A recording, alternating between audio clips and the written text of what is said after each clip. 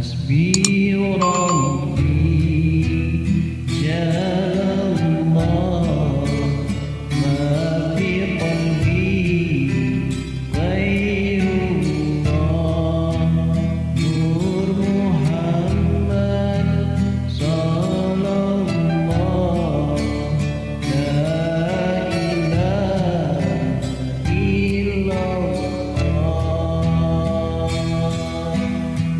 Bismillahirrahmanirrahim.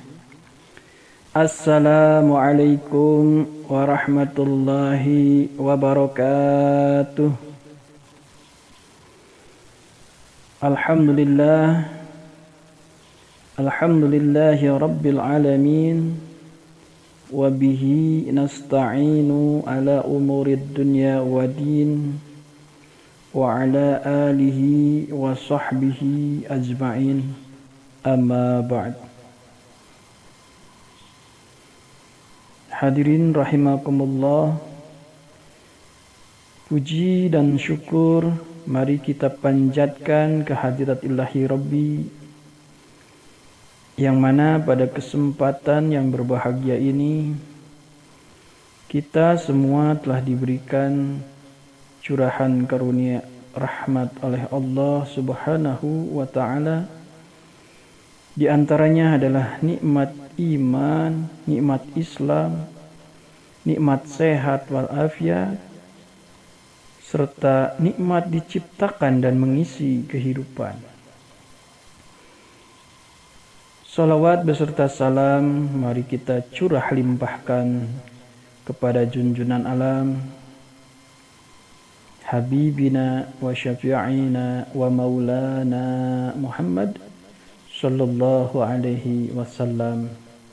Tidak lupa kepada seluruh keluarganya, kepada para sahabatnya, dan juga penerusnya hingga akhir zaman.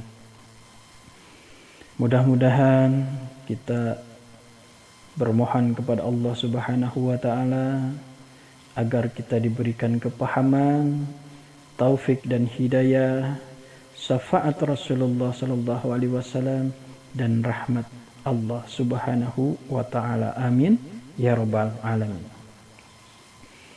Hadirin rahimakumullah, alhamdulillah kita bertemu lagi dalam kajian kitab Al-Hikam Ibnu Athaillah As-Skandari, yang mana pada kesempatan yang berbahagia ini insyaallah sudah sampai ke hikmah nomor 4. Hikmah nomor 4 ini berhubungan dengan hikmah sebelumnya, yaitu hikmah yang ketiga yang kemarin kita ceritakan. Di hikmah nomor 3 itu adalah mengenai kekuatan himmah atau semangat berjuang yang tinggi meraih mardhatillah. Hadirin rahimakumullah, sekilas kita ulang kajian hikam yang nomor 3 yang kemarin, bahwa kita seyogianya dalam segala apapun urusan dunia dan akhirat, seyogianya kita harus bersemangat, semangat juang yang tinggi dalam meraih cita-cita tersebut. Adapun hasilnya kita pasrahkan kepada Allah Subhanahu wa ta'ala yang lebih mengetahui daripada takdir yang akan kita capai. Hadirin rahimakumullah, hikmah yang keempat ini yaitu membahas mengenai tadbir. Ya, jadi kalau kemarin kita di hikmah ketiga itu adalah semangat ya dalam mengejar cita-cita yang disandarkan kepada rahmat dan ridhonya Allah. Nah, dalam hikmah yang keempat ini adalah membahas tadbir. Ibnu Athaillah Askandari mengatakan dalam kitab Hikam, arih nafsaka min tadbir pamaqama bihi ghairuka anka la takum bihi li nafsik. Arih nafsaka minat tadbir, istirahatkanlah dirimu dari tadbir. Apa itu tadbir? Tadbir itu adalah melakukan pengaturan-pengaturan, rancangan-rancangan, planning, siasat, dan lain sebagainya. Itu adalah tadbir.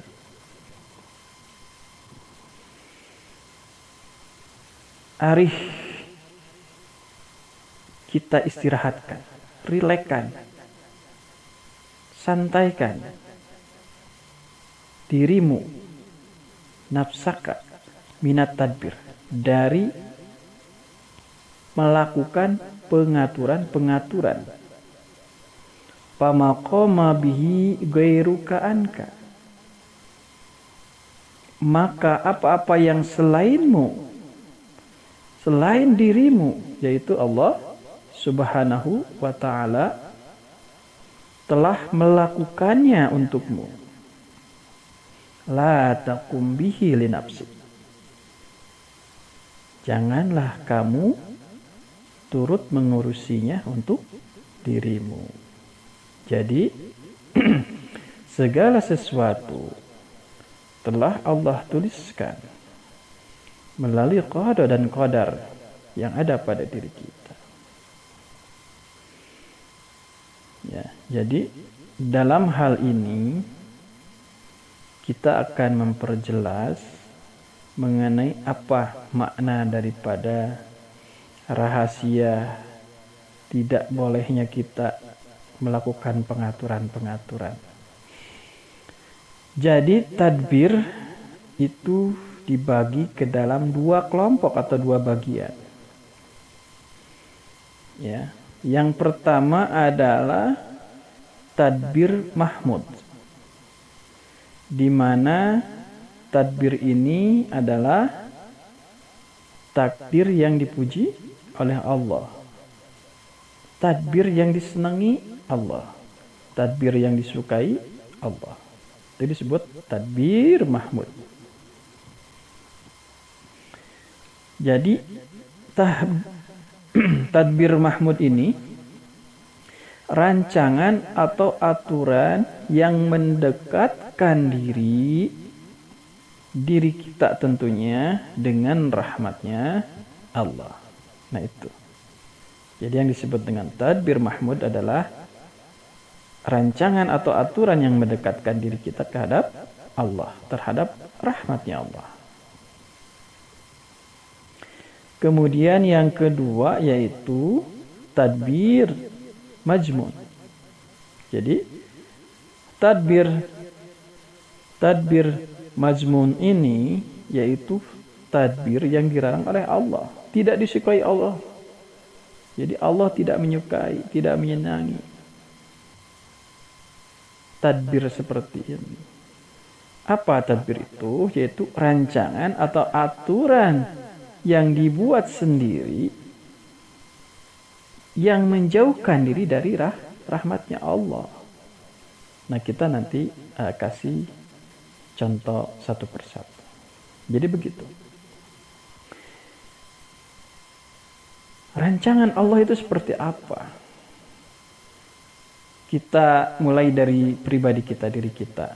Bagaimana Allah menciptakan akal kita, hati kita, kemudian jantung kita, kemudian ginjal kita, paru-paru, kemudian organ-organ yang lainnya yang Allah ciptakan seperti mata, telinga, dan sebagainya. Itu merupakan sudah aturan Allah. Sudah Allah atur semuanya. Dan kita sudah tidak perlu mengatur lagi, dan yang perlu kita laksanakanlah menjaga dan mensyukurinya. Seperti itu. Atas karunia yang Allah berikan kepada kita. Nah, itu pada diri pribadi. Pada luas umumnya, Allah telah memberikan panduan-panduan melalui Al-Quran, kemudian melalui perbuatan Nabi, melalui bicaranya Nabi, melalui diamnya Nabi, melalui mimpinya Nabi, ya, melalui hadis-hadis Nabi. Seperti itu. Itu merupakan aturan yang telah Allah gariskan atau berikan. Dan kita sudah tidak usah ngatur lagi. Ya, sudah tidak usah bikin aturan lagi karena sudah Allah berikan. Nah, di luar daripada itu kita diperbolehkan tadi membuat aturan-aturan. Ya, diperbolehkan membuat aturan-aturan.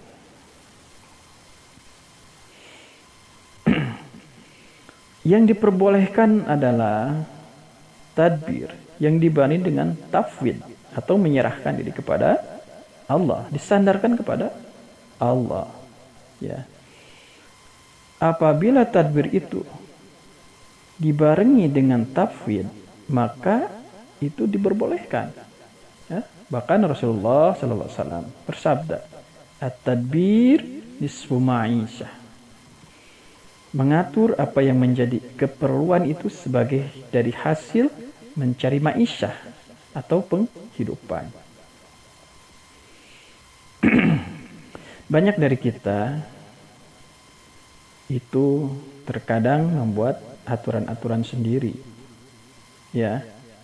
Jika aturan-aturan itu tidak disandarkan kepada Allah, tidak dikaitkan dengan ayat-ayat Allah dan hadis Rasulullah, maka itu nanti akan menjauhkan kita dari Allah Subhanahu wa ta'ala. Maka itu tidak diperbolehkan.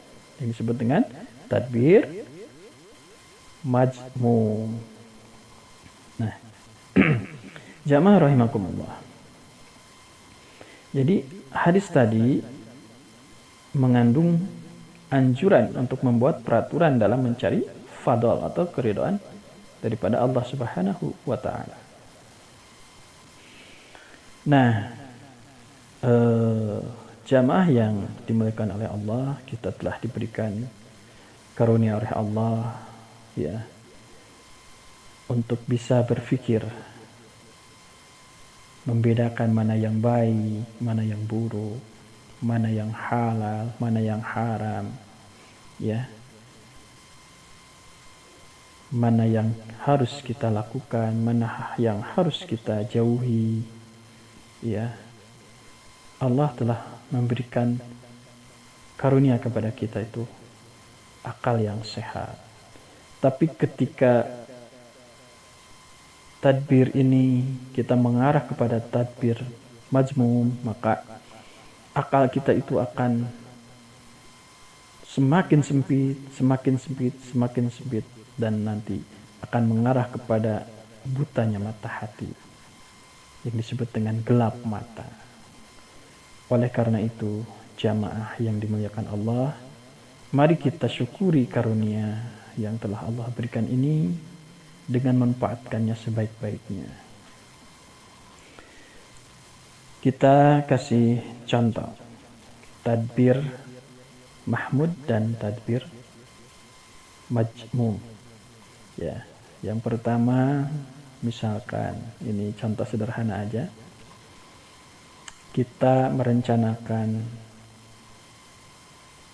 pendidikan anak. Misalkan anak ini harus disekolahkan atau dipesantrenkan kemana, kemudian biayanya berapa, kemudian alamatnya di mana, mempersiapkan biaya, mempersiapkan fisiknya anak, mentalnya anak, ini kan harus dipersiapkan semua.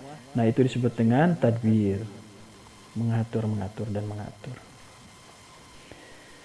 Nah, dalam tadbir ini seyogyanya kita ketika sudah menjadi tahapan-tahapan anak itu menjelang pada proses yang kita inginkan, yaitu misalkan anak itu kita inginkan menjadi anak yang soleh, kemudian lulus dengan predikat terbaik, kan itu keinginan seorang tua, pasti sama semua orang tua seperti itu. Ya, anak yang menjadi anak yang sukses, ya, banyak keinginan orang tua terhadap anaknya, dan itu disalurkan melalui doa, ya, melalui tadi perencanaan pendidikan. Nah, itu semua jika dibungkus perencanaan tersebut, jika dibungkus dengan Allah, artinya dibungkus dengan mendekatkan diri kepada Allah, dengan memohon rahmat dan ridhonya Allah, itu adalah menjadi tadbir mahmud. Nah, caranya bagaimana? Kan kita menginginkan cara. Makanya kita diberikan pendidikan atau cara oleh Ibnu Athaillah ini, ketika kita melakukan sebuah rancangan atau peraturan-peraturan apapun itu, maka sandarkanlah kepada Allah dengan ucapan kita tuh bismillahi tawakkaltu 'alallah la haula wala quwwata illa billahi aliyil alim. Dengan menyebut nama Allah, ya, aku bertawakal, memasrahkan diri kepada Allah. Tidak ada daya, tidak ada kekuatan, melainkan atas pertolongannya Allah yang Maha Agung. Nah, itu kita katakan bismillahirrahmanirrahim, Allah la haula wala quwwata illa billah. Sehingga kita melaksanakan, baru kita laksanakan. Kita sudah pasrahkan kepada Allah. Hasilnya, ketika hasilnya nanti anak itu sekolah, nanti kemudian atau mondok, nanti anak itu menjadi anak yang soleh, tadi berpredikat terbaik, ya, memberikan hasil yang maksimal, kemudian terus anaknya itu sukses. Nah, itu yang disebut dengan karunia Allah, dengan tanpa kita mendahului qada dan qadar dari Allah. Artinya kita tidak memastikan dari nilai ikhtiar, ya, yang sebagaimana hikmah nomor 3 yang kemarin kita bahas. Kita tidak memastikan hasilnya, tapi kita pasrahkan kepada Allah hasilnya. Karena Allah lah sesungguhnya yang mengetahui. Dan Allah lah yang memberi takdir kita masing-masing. Jamaah rahimakumullah. Nah, itu tadbir yang disukai, dicintai, disenangi Allah. Nah, sebaliknya, ini kita jangan jauh-jauh memberi contoh lagi yang lain. Ya, ini tadi saja. Yang tadi saja kita dalam memplanning anak untuk masuk pondok pesantren dengan cita-cita menjadi anak yang soleh, kemudian dia mendapat predikat terbaik atau semaksimal mungkin, kemudian dia sukses. Nah, itu kan hanya planning, ya, cita-cita, keinginan, rancangan-rancangan terhadap anak tersebut. Nah, jika tadi rancangan-rancangan yang telah kita susun tadi tanpa disandarkan kepada Allah, kemudian kita menentukan hasilnya. Contoh, jika si fulan ini mondok di pondok pesantren ini, si fulan ini akan bakal jadi kiai, si fulan ini bakal menjadi ulama, si fulan ini bakal menjadi dokter, si fulan ini bakal menjadi ya, bakal jadi menteri, bakal jadi pejabat, dan lain sebagainya. Nah, menentukan hasil tanpa disandarkan kepada Allah Subhanahu wa taala, maka rancangan yang kita rancang itu salah. Yang disebut dengan tadbir majmum. Itu. Jadi sedikit sekali, kecil sekali perbedaan adalah majmum dengan mahmud. Ya, kecil sekali. Oleh karena itu kita harus berwaspada. Makanya dalam hikmah kitab Al-Hikam ini adalah kita diberikan pelajaran-pelajaran itu untuk membina atau memanage qalbu kita agar senantiasa qalbu kita terjaga dari kemurnian ibadah kepada Allah Subhanahu wa taala. Tidak tertempeli nafsu, tidak tertempeli keinginan, tidak tertempeli hawa setan dan lain sebagainya. Nah, contoh tadbir yang lebih luas. Ya, Rasulullah SAW dalam kondisi perang itu beliau selalu memerintahkan kepada para sahabat-sahabatnya itu. Ada yang posisi memanah, misalkan posisi memanah itu nanti harus berada di atas bukit dan kamu apapun yang terjadi tidak boleh turun dari atas bukit tersebut. Ya, sebelum peperangan selesai. Kemudian ada yang berkuda, ada yang memakai tombak, ada yang tadi pedang, ya, dan lain sebagainya. Itu disusun. Ya, ada barisan pertama, barisan kedua, barisan ketiga, sehingga menjadilah rancangan-rancangan perang yang Rasul inginkan. Seperti itu. Ya, jadi rancangan-rancangan seperti itu adalah rancangan yang dibuat, yang disandarkan kepada Allah Subhanahu wa taala, maka itu akan menjadi rancangan mahmud yang dicintai Allah. Ya. Nah, kemudian rancangan majmum ya, seperti contoh misalkan 3 orang yang bersepakat ya merancang ini penculikan motor misalkan.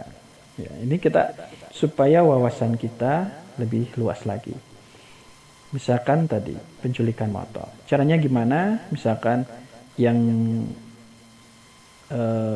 si pencuri motor itu yang satu adalah motornya pura-pura mogok, ya, dimatikan motornya untuk mencegat atau minta bantuan dari motor-motor yang lain. Kemudian yang 2 orang tersebut yang nanti membelakangi, ya, kemudian ketika turun si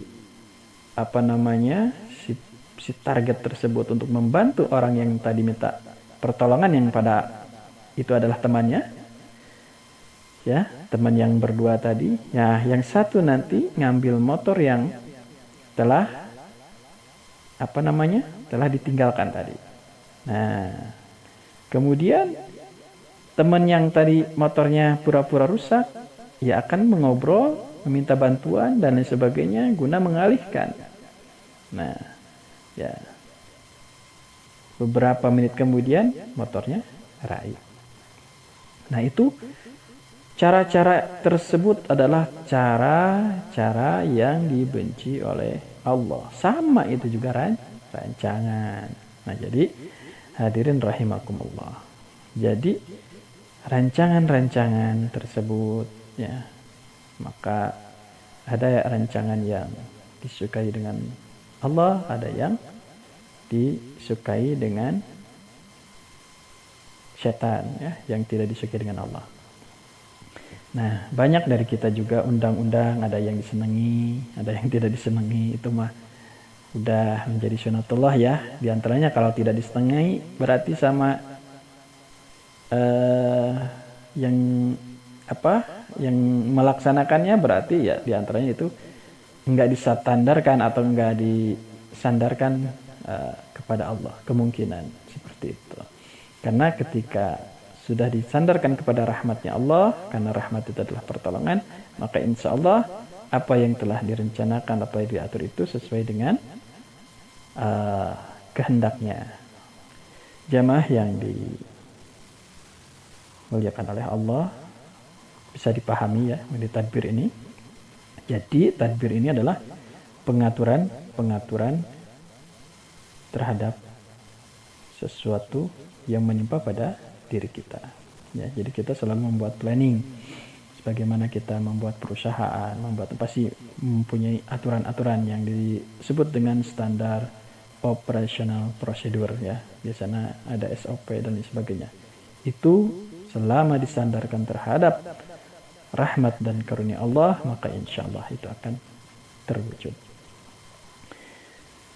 Kembali lagi kepada pokok dari matan hikmah yang keempat ini adalah arih nafsaka minat tadbir famaqama bihi ghairuka anka la taqum bihi li nafsik.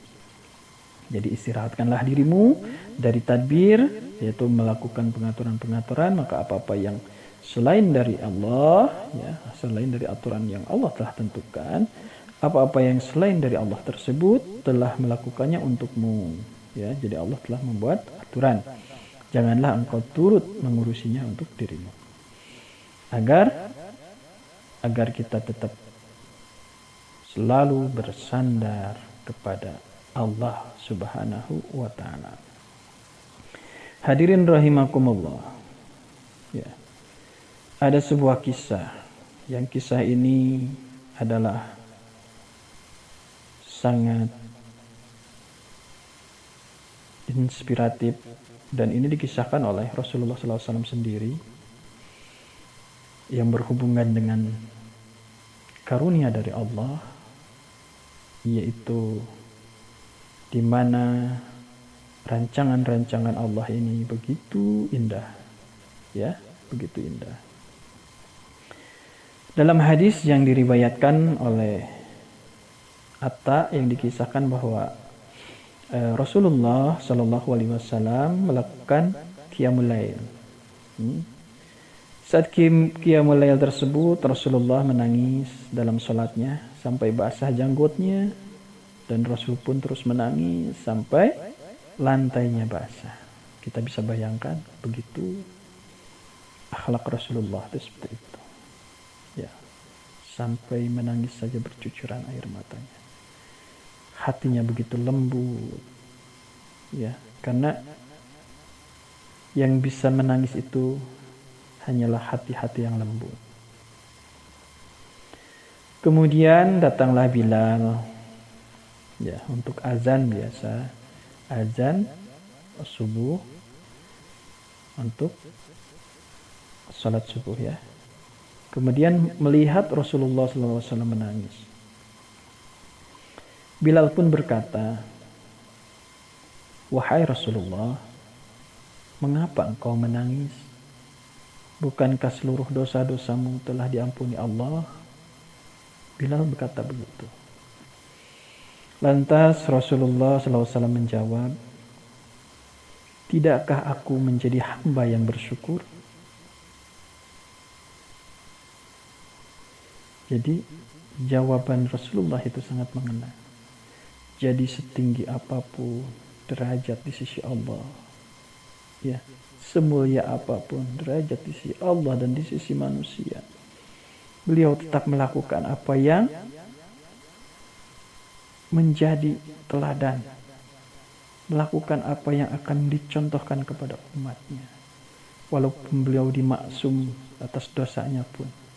Ya. Nah, jadi tidaklah aku menjadi hamba yang bersyukur, kata Rasul. Jadi kenapa menangis Rasulullah? Karena telah turun kepadaku malam ini ayat surat Al-Imran, ya, surat ketiga ayat 190. A'udzu billahi minasy syaithanir rajim. Bismillahirrahmanirrahim. Inna fi khalqis samawati wal ard Inna fi khalqis samawati wal ardi wa ikhtilafil laili wan nahari la ayatin liulil albab.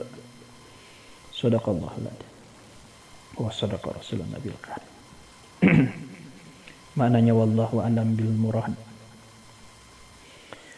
Sesungguhnya inna fi khalqis samawati wal ar, dalam penciptaan langit dan bumi, wa ikhtilafil laili wan nahar, dan silih bergantinya malam dan siang, ya, la ayatil liulil albab. Terdapat tanda-tanda bagi orang-orang yang berakal. Jadi Rasul itu mentafakuri, ya, menggunakan akalnya. Begitu besar ciptaan Allah ini, rancangan Allah ini begitu besar. Masya Allah, ya. Allah menciptakan langit tanpa tiang. Masya Allah. Coba kita lihat, beribu bintang, kemudian bulan bersinar, paginya matahari bersinar, pohon-pohon, lautan, gunung, dan lain sebagainya. Masya Allah. Makanya ada sebuah hadis mengenai tafakur ini, yaitu berpikirlah sesaat lebih baik daripada ibadah 60 tahun. Tafakaru sa'atin khairum min ibadatin satina sanah. Jadi berpikir sesaat lebih baik daripada ibadah 60 tahun. Ada juga hadisnya yang berpikir 1 jam lebih baik daripada ibadah 1 tahun. Ini berpikirlah sesaat lebih baik daripada ibadah 60 tahun. Hadis. Nah, jadi rangkaian-rangkaian tadbir yang telah Allah tentukan, ya, itu sungguh luar biasa, ya. Oleh karena itu, kita sebagai orang yang beriman, seyogianya kita selalu bersyukur kepada Allah yang telah memberikan karunia-karunia-Nya kepada kita semua, ya, agar kita semua juga selalu dalam bimbingan, ridho dan rahmat-Nya. Tetapi ada juga dalam pola pikiran kita itu jangan sampai memikirkan zatnya Allah, karena dalam hadis Rasulullah SAW dijelaskan bahwa tafakurlah, berfikirlah tentang nikmat-nikmat Allah. Tafakur, ya. Dan janganlah kalian berfikir tentang zat Allah. Tafakkaru bi khalqihi wa la tafakkaru bi dzatihi. Jadi seperti itulah kita dalam bertafakur pun diatur, ya. Kita diberikan karunia oleh Allah, silahkan kita merancang apa saja, ya, merancang pesawat, merancang energi listrik, energi atom dan lain sebagainya, silahkan rancanglah. Tapi ingat, rancangan tersebut sandarkanlah kepada rahmat dan karunia Allah, agar kita selalu diberikan taufik dan hidayah oleh Allah Subhanahu wa Ta'ala.